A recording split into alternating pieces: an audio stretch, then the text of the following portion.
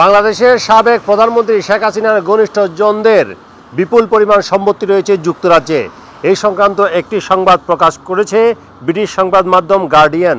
তারা বলছে, ব্রিটিশ সংবাদ মাধ্যম অবজারভার এবং বার্লিন ভিত্তিক দুর্নীতি বিরোধী প্রতিষ্ঠান ট্রান্সপারেন্সি ইন্টারন্যাশনালের যৌথ অনুসন্ধানে তথ্য উঠে এসেছে, বাংলাদেশ থেকে পাচার করে যুক্তরাজ্যের বিভিন্ন খাতে বিনিয়োগ করা এসব সম্পত্তির পরিমাণ 40 কোটি পাউন্ডের বেশি, যেটি বাংলাদেশি টাকায় 6,000 কোটি টাকার বেশি।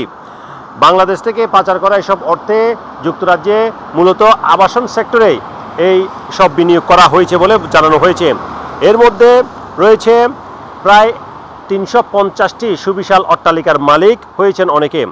যাদের বিরুদ্ধে এই অভিযোগ উঠেছে তারা হচ্ছেন সাবেক প্রধানমন্ত্রীর বেসরকারি শিল্প এবং বাণিজ্য বিষয়ক উপদেষ্টা সালমান এফ রহমান, বসুন্ধরা গ্রুপের চেয়ারম্যান আহমেদ আকবর সোবহান, সাবেক ভূমিমন্ত্রী সাইফুজ্জামান চৌধুরী জাভেদ, নাসা গ্রুপের চেয়ারম্যান নজরুল ইসলাম মজুমদার এবং তাদের পরিবারের সদস্যদের মালিকানা রয়েছে বলে জানা গেছে।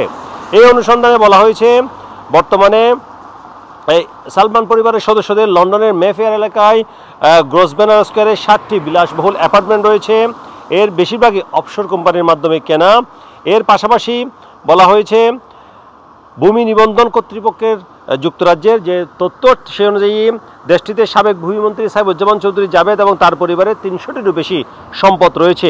এগুলোর মূল্য অন্তত 16 কোটি পাউন্ড। এর পাশাপাশি বলা হয়েছে,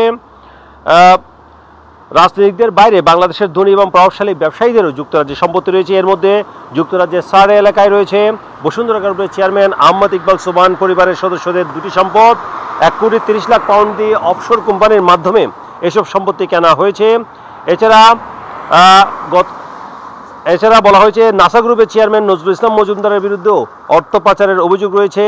লন্ডনের কেনসিংটনে তিনি এবং তার পরিবারের সদস্যরা কিভাবে 3 কোটি 80 লাখ পাউন্ডের 5টি সম্পত্তি কিনেছেন তা খতিয়ে দেখছে বাংলাদেশ। যাদের বিরুদ্ধে এসব অভিযোগ উঠেছে তার মধ্যে সালমান এফ রহমান বর্তমানে বাংলাদেশে কারাবন্দী রয়েছেন, নজরুল ইসলাম মজুমদারও বাংলাদেশে রয়েছেন এবং তিনিও আটক অবস্থায় আছেন। সাইফুজ্জামান চৌধুরী জাভেদ তিনি লন্ডনে আছেন বলে বিভিন্ন সংবাদ মাধ্যমে জানা গেছে এবং আহমেদ আকবর সোবহান সহ অন্যান্যরা কোথায় আছেন সেটি সঠিক তথ্য এখনও জানা নেই। তবে তাদের বেশিরভাগেরই ব্যাংক হিসাব জব্দ করেছে বাংলাদেশ কর্তৃপক্ষ এবং সরকার, এবং বাংলাদেশ ব্যাংক সহ বিভিন্ন সংস্থা তাদের অর্থ পাচার সংক্রান্ত বিষয়গুলো খতিয়ে দেখছে। এর পাশাপাশি বাংলাদেশে ডক্টর ইউনূসের নেতৃত্বে যে অন্তর্বর্তী সরকার বর্তমানে ক্ষমতা রয়েছে, তারা বারবার বলছে বাংলাদেশ থেকে প্রায় 17,000 বিলিয়ন পাউন্ড পাচার হয়েছে, যেটি তারা ফেরত নিতে চায় এবং এই জন্য তারা যুক্তরাজ্য সহ বিভিন্ন দেশের সহযোগিতা কামনা করেছে।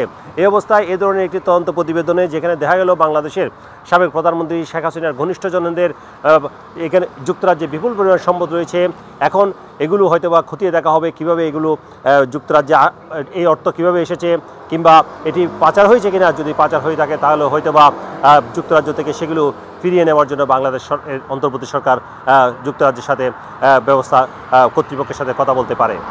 Sarwar Hossain, top news, London.